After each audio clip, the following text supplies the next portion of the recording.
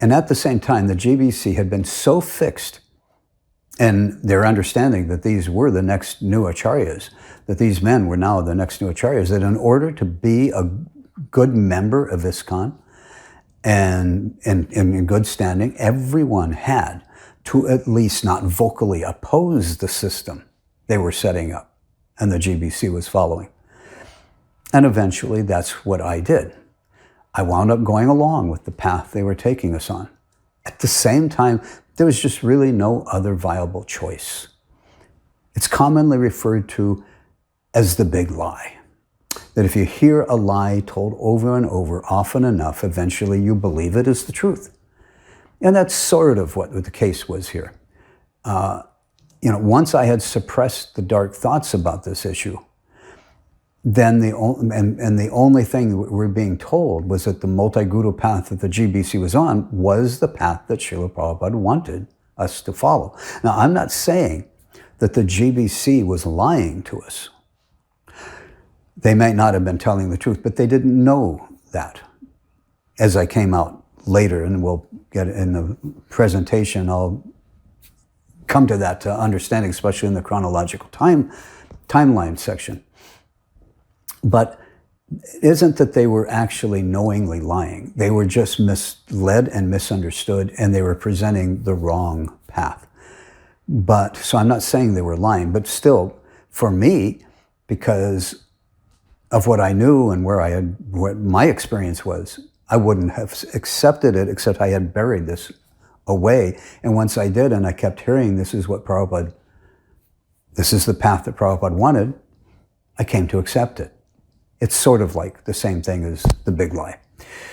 For many years, no one heard of the Rtvik Ras path because none of us had any access to Prabhupada's letters, especially the July 9th letter. The GBC did mention that Prabhupada had appointed these men to act as Ritviks, but they told us that was only while he was still living. Out once on his disappearance, they were to become actual gurus.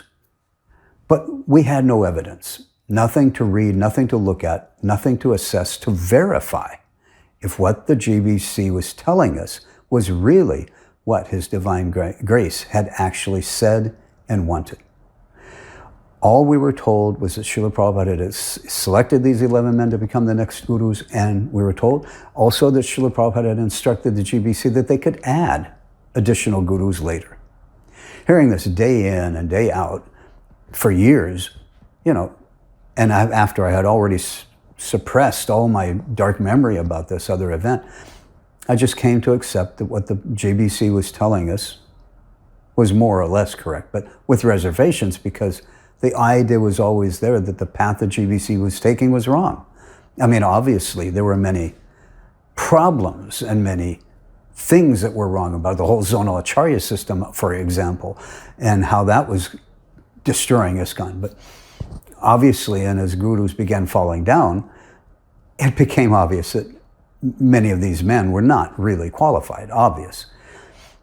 So it was always there in the back of my mind that things were not right.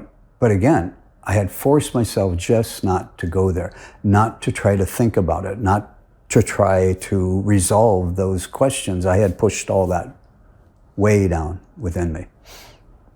I should note here that even though I suffered some nasty run-ins with several of the zonal acharyas during the last years of the zonal acharya system, the past memory of their lying to us regarding Prabhupada's request, and at least those unanswered questions, that darkness of not knowing what Srila Prabhupada really wanted, all of that remained buried within.